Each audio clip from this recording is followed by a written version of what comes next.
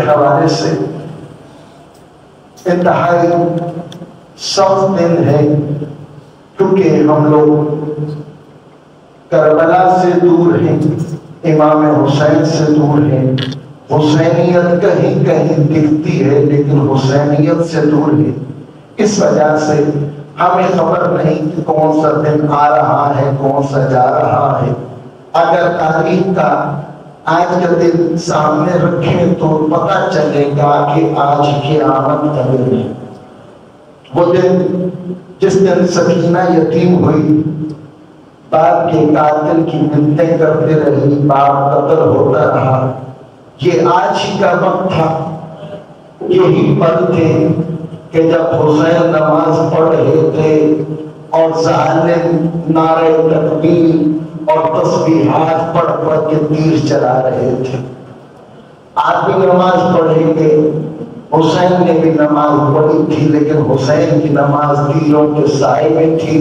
نماز ختم ہوئی تھی تو زبیر جیسے صحابی امام کے اوپر اپنی جان نچھاور کر چکے تھے، اور کتنے اصحاب اپنی جانیں امام پہ قربان کر چکے تھے۔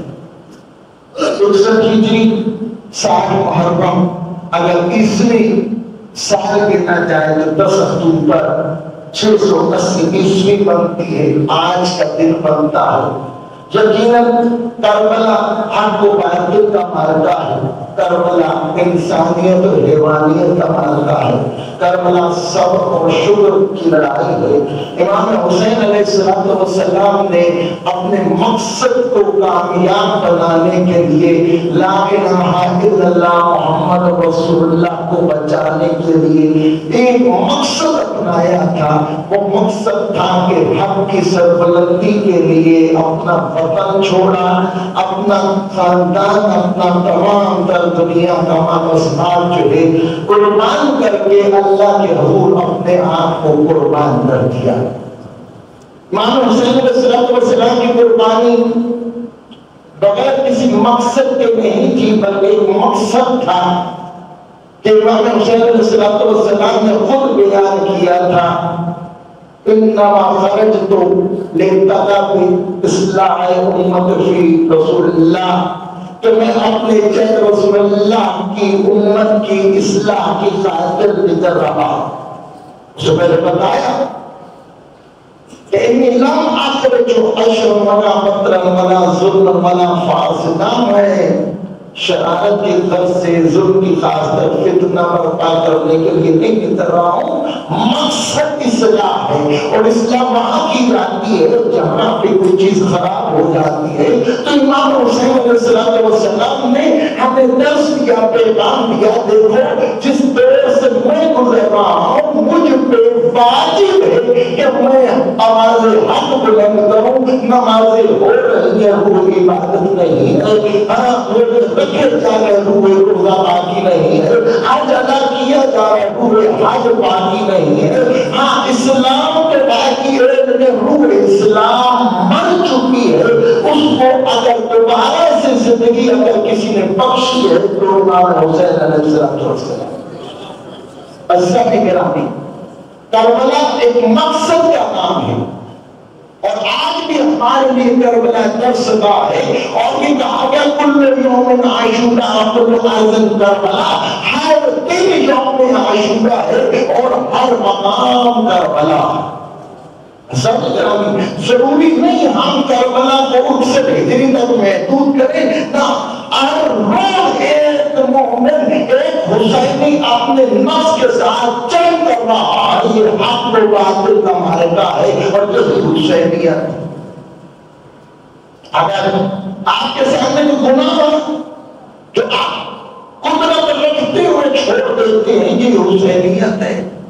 اور اگر آپ کر رہے ہیں تو یہ یزیدیت ہے۔ اور اگر ہم اپنے اندر دیکھیں تو بہت سے ایسے ہمارے اندر عنصر پائے جاتے ہیں جو یزید لائن میں پائے جاتے تھے، اور ہم سے بیزاری کرتے ہیں، نفرت کرتے ہیں، لانتے بھیجتے ہیں، لیکن ہم اپنی ذات میں ان کو پاتے۔ اگر اپنے گھروں میں جا کے دیکھیں تو وہ چیزیں ہمارے گھروں میں موجود ہیں، اپنی محفلوں میں دیکھیں تو پھر وہ اپنی محفلوں میں ہمیں محسوس ہوتی ہیں تو یزیدیت بھی باقی ہے، ابھی تک حسینیت بھی باقی ہے، روکنے والے آج بھی موجود ہیں، اگرچہ کم ہے، لیکن لشکر حسینی بھی پڑھ رہا ہے، لشکر یزیدی بھی پڑھ رہا ہے۔ ہاں، امام حسین علیہ السلام نے ہمیں کربلا کے اندر پیغام دیا، دیکھو کبھی بھی شیطان کے راستے پہ مت چلنا، کبھی ظالم کا ساتھ مت دینا، مظلوم کی حمایت کرنا، کبھی جلدی نہ کرنا، صبر کرنا، خدا کی رضا کے لیے مقصد کو بلند کر کے اگر تمہیں لڑنا پڑے تو لڑ جانا، قتل ہونا پڑے قتل ہو جانا، مقصد بلند ہے تو دیکھو کہ جو بھی عمل کرو خدا کی رضا کے لیے کرو، محمد والے محمد کی رضا کے لیے کرو، تمہارا دل مطمئن ہے کہ ہاں تم نے خدا کی بارگاہ میں حاضر ہونا ہے، تو تم اس کام کو جو ہے وہ کر گزرو، پھر پرواہ نہ کرو، جان جاتی ہے جاؤ، کتنے علی اکبر جیسے قربان کرنے پڑتے ہیں۔ زیادہ کلامی کربلا میں امام حسین نے جب مقصد کی ڈھال دی تو ہمیں بتایا، امام جعفر صادق علیہ السلام فرماتے ہیں کہ کربلا کے اندر شہید امام حسین کے اصحاب گرامی اتنی عظمتوں کے حامل تھے کہ جو جانتے تھے کہ جنت میں ہمارا مکان ہے اور جانتے تھے کہ ہمیں قتل کر دیا جائے گا، پھر بھی جنگ کر رہے تھے۔ ہمارے لیے درس ہے کہ دیکھو اس معاشرے میں جہاں تم جی رہے ہو، تمہیں روزانہ ہی جنگ کرنی ہے، تمہیں اپنے نفس کے ساتھ جنگ کرنی ہے، تمہیں اپنے اولاد کے ساتھ جنگ کرنی ہے، تمہیں خاندان کے ساتھ جنگ کرنی ہے، تمہیں معاشرے کے ساتھ جنگ کرنی ہے، تمہیں ممالک کے ساتھ جنگ کرنی ہے، قومت کے ساتھ نظر آزما ہونا پڑے گا۔ اسلامی گرامی امام حسین علیہ السلام کو اللہ تعالیٰ نے کہا کہ آئیے نفس مطمئنہ، آئے مطمئن نفس، اور ہاں جو نفس ہے وہ نفس امارہ کے پیروکار ہیں اور اسی طرف چلتے ہیں۔ دنیا کی رنگینیوں کے اندر ہم نے اپنے آپ کو الزام پھنسا دیا ہے کہ نکلنا مشکل ہے کہ جب ہمارے گھروں کے اندر کوئی پروگرام ہوتا ہے اور مضبوط محفل ہوتی ہے، کوئی آگے کہتا ہے بھائی یہ عورتیں نہ لگا کر دو، کوئی سارے کیا باتیں کر کے اپنے اتنے جی کیا ہے نفسری مانا ہے۔ ہاں تمہیں لوگوں کی بات سبحان اللہ کی جو فکر ہے، لیکن جو توق تمہارے ہمارے گھروں کے اندر آ جائے گا، تمہارے گھروں میں اس لیے کہ تم نے اہتمام کیا ہے اور ہمارے گھروں میں اس لیے کہ تمہارے اس فیل میں راضی ہو کے وہیں بیٹھ گئے۔ ہمیں جب محافل میں جانے کا موقع ملتا ہے، خاص کر شادی نکاحوں میں جانے کا موقع ملتا ہے، تو ہم وہاں منہ چھپاتے پھرتے ہیں، کیا کریں گے؟ کوئی سوال کر دے مولانا صاحب آپ بھی بیٹھے اور موسیقی چلے، بند کیوں نہیں کرواتے؟ ہر دفعہ بند کروائے۔ اسلامی گرامی ہمارے ساتھ رویہ پورا کیا کیا پرواہ نہیں، لیکن وہیں پہ بیٹھے تھوڑا سا سائڈ پہ ہوئے، اب سب کے پیچھے بیٹھ جائے، آپ کی ضرورت کوئی نہیں، وہ جس عالم دین کے لیے یہ جس کی وجہ سے یہ نکاح ابھی منعقد ہونا ہے اس کو آپ جہاں پہ بٹھا دو، جس وجہ سے کہ آپ کی وہ محفل جس کے اندر گانے بجائے جائیں گے، موسیقی کی دعوت ہو رہی ہے، موسیقی بجائے جا رہی ہے، وہاں پہ محترام چلو ذرا ہٹ کے سن لیں۔ ہم نے امام حسین کو منہ نہیں دکھانا ہے، سوال کیا جاتا ہے آپ موسیقی حرام ہے، سبھی فقہا نے کہا ہر وہ چیز جو موسیقی کہلائے حرام، وجہ کیا ہے؟ فلسفہ ہے، فلسفہ کی مختصر بیان کروں گا کہ یہ موسیقی آپ میں حیائی کی طرف لے کے جاتی ہے۔ میں نے کئی دفعہ مثالیں پیش کی کہ میں یہاں پہ خطبہ دے رہا ہوں، رسول اللہ بھی خطبہ دے رہے تھے مسجد نبی کے اندر، اصحاب باب فاطر پھر ہوئے تھے اور رسول اللہ نے اپنی مثال چھوڑی، رسول اللہ کو مقدم کیا اور ان کی بات کروں گا، آگے بڑھوں گا۔ یہ جمعے کا دن تھا، یہ خطبہ ارشاد فرما رہے تھے اور ایک شام کا تاجر سامان لے کے آیا، ڈھول بجایا گیا، سارے چھوڑ کے چلے گئے، صرف 8 باقی رہے۔ مسجد نبی پور تھی اصحاب باب فاطر، کہتے ہیں 7 سارے لوگ ایسے تھے. رسول اللہ فرماتے ہیں یہ 8 نہ بیٹھے ہوتے تو جبرائیل نے مجھے پیغام دے دیا اللہ تعالیٰ آگ کا عذاب نازل کرتا اور سارے مدینہ والوں کو بند کر دیتا. رسول اللہ یہ آپ سورۃ جمعہ کی آخری آیت کی جہاں آیت تفسیر پڑھی تھی. سورۃ جمعہ پڑھی اس لیے جاتی ہے تاراکوں کا قائمہ. کیا مطلب کہ اے نبی تو کھڑا تھا تجھے کھڑا ہوتے خطبہ دیتے چھوڑ کے چلے گئے. کس چیز میں کھینچا تھا؟ اس ڈھول کی دھاک میں. اسلامی گرامی یہاں مجلس اللہ ہو, یہاں پہ کوئی قرآن کی محفل ہو, باہر موسیقی ہو, ایک ایک اٹھ کے باہر جانے لگنے کا دل کم از کم کرے گا نہیں تو کم از کم آپ کے ہاتھ ضرور اس طرح کر کے تھپنا مانگنا شروع ہو جائیں گے. نہیں تو اٹھنا ہلنے لگ جائے گا. نہیں تو پھر سارے جو ہے آپ اس طرح کر کے اسی کی دھاک میں کیا ہمارے تمام جسد کو اس نے اپنے شکنجے میں لے لیا. اور اس کی مثال ہے آپ آزمان کے دیکھ لیجئے. اور یہ ایسا فتنہ ہے کہ جو ہمارے اندر ایسا داخل کر دیا گیا ہے کہ ہم پھر ہوش ہے نفیزان گرامی, ہمارے موبائلوں کے اندر ٹونز رکھ دی گئی. ہمارے ہم کسی جگہ جا کے بیٹھنا چاہتے ہیں تو اس مقام پہ آپ کسی ہوٹل میں چلے جائیں, ریسٹورنٹ میں چلے جائیں, دھیمی سی موسیقی وہاں پہ چل رہی ہوتی, اگرچہ وہاں پہ اشعار بھی جا رہے ہوتے لیکن پھر بھی آپ پرسکون وہاں بیٹھتے ہو. پھر بھی دل کرتا وہیں جا کے بیٹھے تو وہاں پہ دھیمی دھیمی موسیقی چل رہی ہے. عزیزان گرامی ہمارے بدن جو ہے وہ جوجو ہو گئے جیسے ہمیں لاعلمی کی طرف ہمیں لگا دیا گیا. اور اتنا بڑا فتنہ ہے یہ کہ اگر ہم اس کو جان لیں تو ہم جو ہے حیران و پریشان رہ جائیں گے. عزیزان گرامی اگر اس کے نتائج کی طرف بات کروں تو سنگھ میں ضرور غور کیجئے کہ امام زمانہ علیہ السلام ظہور کر لے نہ ہونے سبق پڑھے محمد رسول کو سلام امام زمانہ نے ظہور کرنا ہے. امام زمانہ نے قرآن کے ساتھ قرآن کعبہ کے ساتھ ایک لگانے کا نجات حق و ذات باطل ان باطل کائن ظہورا حق آ گیا باطل مٹ جائے گا یا مٹنے والا ہے. عزیزان گرامی امام زمانہ نے ثلاثہ بلند کرنا ہے اور ہر ایک انسان نے سننا ہے. اور ہم میں سے کتنے ہیں جنہوں نے سنا انسنا کر دینا. کربلا میں بات ہے وہ تھے جن پہ امام حسین نے ناز کیا. نہیں تو رسول اللہ کے ساتھ کتنے تھے جو چھوڑ کے چلے گئے تھے ثابت قدم. جب یہ احد اٹھا کے دیکھ لو. عزیزان گرامی امام امیر المومنین علی بن ابی طالب کے ساتھ کتنے تھے جو مولا علی علیہ السلام کے اوپر حملہ کیا. امام حسن علیہ السلام کے ساتھ لاکھوں کی فوج تھی اور امام حسن کو زخمی کیا گیا, رات پہ خنجر گھونپا گیا, مزل المومنین کہا گیا. کیا کچھ پورے کے پورے جو ہے وہ دیے گئے کیا تھے صحابہ تھے. اور امام حسین کے بعد پورا مدینہ بھرا ہوا تھا, مکہ بھرا ہوا تھا, کوفہ شیعوں سے بھرا ہوا تھا, ایران کوفہ شیعوں سے, ایران کافی شیعہ ہو چکا تھا. عزیزان گرامی پھر بھی 72 نکلے تھے. حساب لگا لو کس طرح کی کیٹیگری اور فیصد لگا دو چلے گا.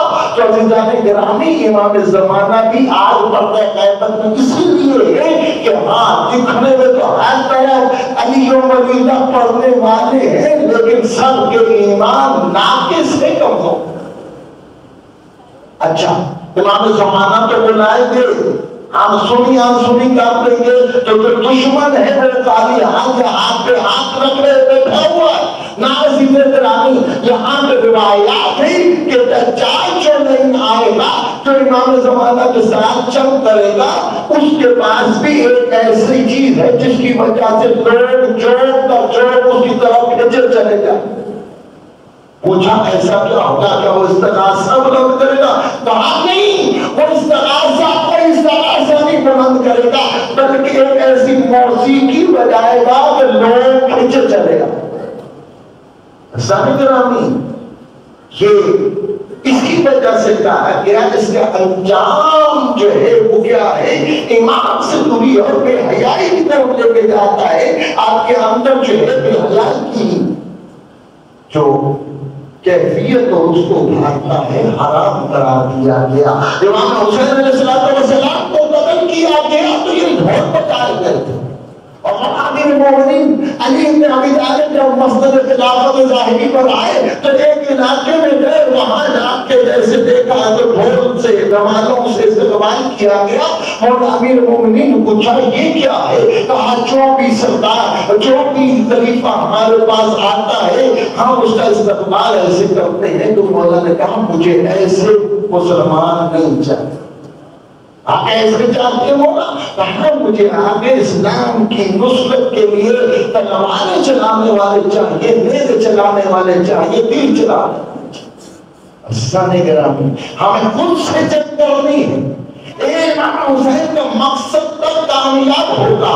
امام حسین کی قربانی جو کربلا میں انہوں نے اصلاح کی خاطر دی تھی, اصلاح تک ہی ممکن ہے کہ ہم امام حسین کے چاہنے والے حسینی اپنے اندر کردار حسینی کو پیدا کریں اور چیک بھی کریں کہ ہاں میرے اندر وہ کردار ہے بھی کرنے ہے. اور پھر بچوں کو پاس بٹھا کے انہیں کربلا کی حقیقت کو بتاؤ, امام حسین کے منصب اور کردار کو بتاؤ, ان کے اندر حسینی چراغ کو جلاؤ تاکہ ان کے اندر بھی ایک حسینی جو ہے وہ جوان جو ہے اس کا کو سامنے آئے اور نصرت امام زمانہ علیہ السلام کے لیے صف اول کا سپاہی قرار ہو. ہمیں عمل سے حسینی بننا ہے, ہمیں کردار سے حسینی بننا ہے.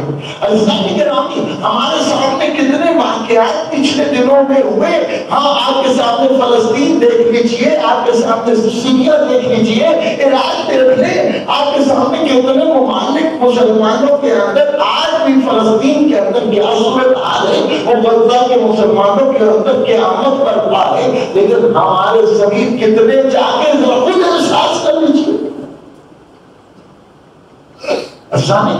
سوچنے کی بات ہے. اور جو ثابت قدم رہے فتح انہیں کی ہے. اور آج دیکھ رہے کہ وہی ظالم سر جوڑ کے بیٹھے ہیں اور کہتے ہیں ہمارے ساتھ آ کے صلح کر لو. یہ بہت بڑی اسلام کی فتح. یہاں سے باہر تک رات اسلامی ملک نے کیا پایا؟ آج ہر ایک دشمن جو پہلے شیعہ سے ناواقف تھا آج وہ شیعہ کی تعریف کر کے کہتا ہے اگر کوئی مسلمان آج ہے تو وہ یہ ایران مان. سب کیا کیا انہوں نے؟ کیا قربانیاں نہیں دی؟ ساری کریم ان کی ماری. عراق کے اندر, پاکستان کے اندر, سیریا کے اندر, ہاں لبنان کے اندر حزب اللہ کو دیکھ رہے ہوں کہ ساری کریم نہیں ماری گئی. لیکن اسلام جو ہے مقصد کا نام ہے, خدا کی رضا. نام خدا زندہ رہے, باقی جان رہتی ہے, اولاد رہتی ہے, مال رہتا ہے نہیں رہتا پرواہ نہیں ہے. سارے گرامی اور امیر المومنین علی بن ابی طالب نے بھی بہت بڑے سالح کو قتل جناب سیدہ کو اسی بنیاد پہ جو ہے خاموشی کے ساتھ گزار دیا کہ میرا نقصان تو بہت ہو گیا لیکن رسول اللہ کی وصیت تھی یہ علی تیرا کچھ بچے نہ بچے اسلام بچ رہا ہے. کربلا کے اندر جو 72 تھے ان میں سے ایک ایسا تھا جو مولا علی علیہ السلام کی شجاعت کا وارث تھا. نہ 72 لگاؤ, وہ 18 تو کم از کم وہ تھے جن کے رگوں میں علی کا خون تھا. ایک عرب کی زمین کو سر کر سکتا تھا. اور عباس جو اشجع الناس تھا, جس کی تلوار ایک دفعہ صفین کے اندر اپنے جوہر دکھا چکی تھی, کربلا کے اندر جو 10,000 30,000 1,00,000 تک کا جو لشکر آیا تھا, روایات بتاتی ہیں کہ عباس کی وجہ سے آیا تھا. مولا عباس کو مولا حسین نے اجازت جو بھیجا تھا جاؤ پانی کے اسباب کرو. اگر اجازت جب ہوتی تو کوئی ایک بھی ایسا نہ ہوتا جو وہاں سے بچ کے آتا. لیکن مقصد امام حسین علیہ السلام قربانی تھا کہ دنیا کو یہ بتا سکے اور ہم مومنوں کو بتا سکے کہ میں تمہارے لیے اپنی جان کا نذرانہ پیش کر رہا ہوں، صرف یہ بتانے کے لیے یزید اتنا بدبخت لعین فاسق و فاجر ہے کہ میں ایک ہی اصحاب کے سامنے سے رسول اللہ کا بلا فرض رشتہ دار ہوں اور ان کا بیٹا ہوں، اور اہل کے سامنے سے قرآن پہ مجھ سے پڑھ کر عظمت والی کوئی ہستی نہیں ہے. یہ قتل کرنے پہ آئے نہ مجھے چھوڑے گا نہ اسلام کی قدروں کو سامنے رکھے گا. کیا کہ اسلام کی قدریں کہ عورتوں کو اسیر نہیں بنایا جائے گا، بچوں کو قتل نہیں کیا جائے گا. امام نے ثابت کر کے دکھا دیا تاکہ ہماری آنکھیں کھل جائیں کہ دیکھو مجھے بھی قتل کر چکا ہے، دیکھو میرے بہنوں اور جو گھروں سے باہر نکلتی تھی بے مطلع چادر کر کے ان کو اسیر بنا دیا گیا ہے. دیکھو میرے بچے جو پانی نہیں مانگ سکتے ان کو بھی تیروں سے شہید کر چکا. یہ کربلا ہے. امام حسین علیہ السلام کی قربانی تمام تر قدروں کو بچانے کے لیے ہے. آج لا الہ الا اللہ محمد رسول اللہ علی ولی اللہ باقی ہے. امام حسین کی قربانی کا نتیجہ امام حسین علیہ السلام نے قربانی کی ہے. ہم پر بیٹھے رہے. عزیزان گرامی، ہمارے لیے دعوت ہے. دیکھو آج بھی کربلا میں ایسی آباد ہے، دروازے کھلے ہیں، جتنے ہو رہے ہیں وہ چلے آؤ، درگاہ امام حسین پہ آ جاؤ. دنیا و آخرت کی نجات تمہارا انتظار کر رہی ہے. عزیزان گرامی، حسین وہی واحد سہارا ہے جس نے تمام گناہوں کی امیدیں کی ہوتی ہیں کہ اگر کہیں بخشش ہے یا نہیں ہے. لیکن حسین وہ ہے جب دنیا میں آیا تھا تب بھی اس نے گناہگار کو آزاد کروایا تھا، اللہ سے معافی دلوائی تھی. اور جب اس دنیا سے گرا تو وہ گناہگار جس کی وجہ سے کربلا آباد ہے اس کو پھر اس نے گناہوں سے بخش کر اور اللہ سے توبہ دلوا کر اس کو علیہ السلام قرار دیا تھا. پروردگار سے دعا ہے پروردگار ہم سیرت محمد والے محمد اور سیرت امام حسین پر چلنے کی توفیق عطا فرمائے. پروردگار زیارت قبر امام حسین ہمیں نصیب فرمائے. پروردگار ہمارے بچوں میں تعلیمات محمد والے محمد کو فروغ عطا فرمائے. پروردگار ہمیں سیکھنے سمجھنے اور اس پر عمل کرنے کی توفیق عطا فرمائے. پروردگار غم امام حسین کے ساتھ ساتھ ہمیں مقصد امام حسین کو بھی سمجھنے اور اس پر عمل کرنے کی توفیق عطا فرمائے. پروردگار زیارت قبر امام حسین سے مشرف فرما. ربنا تقبل منا انک انت السمیع العلیم بحق محمد وعلى الطاہرین. آپ سب سے گزارش ہے کہ اپنے اپنے مرحوم کی بلندی درجات کے لیے جتنے بیمار ہیں ان کی شفا یابی کے لیے تاجیل ظہور امام زمانہ کے لیے 5 مرتبہ بآواز بلند تر صلوات.